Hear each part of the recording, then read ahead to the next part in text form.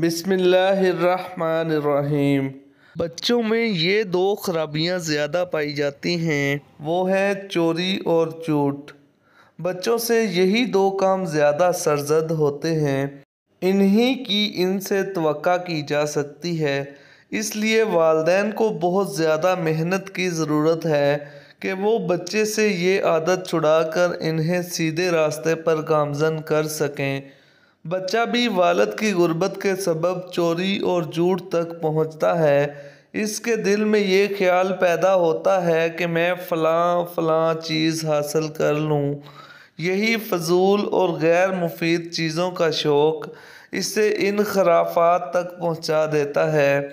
اس وقت صبر اور قناعت کی ضرورت ہوتی ہے۔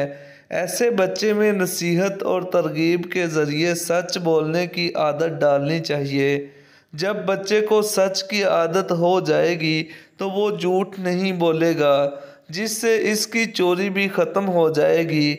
ہو سکتا ہے کہ یہ اسی لیے چوری سے بچ جائے کہ بعد میں سچ بول کر اس کا اقرار کرنا پڑے گا۔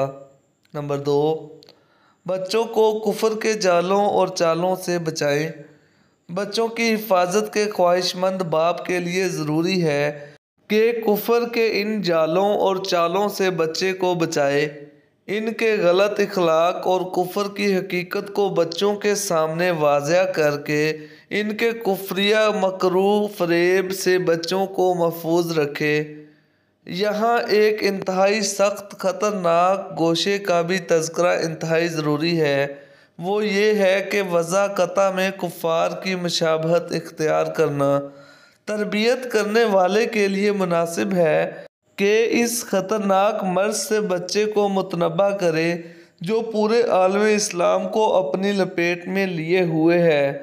خصوصاً ذرائع ابلاغ، اخبار، ریڈیو، ٹی وی، ٹیلی ویژن، انٹرنیٹ، سیریل، ڈرامہ وغیرہ عجیب و غریب پروگرام پیش کرتے ہیں جنہیں دیکھ کر بچے متاثر ہوتے ہیں، اور اگر ان کو روکنے والا کوئی نہ ہو تو برے لوگوں کی طرح عالم وضع قطع بنانے کی بھی کوشش کرتے ہیں۔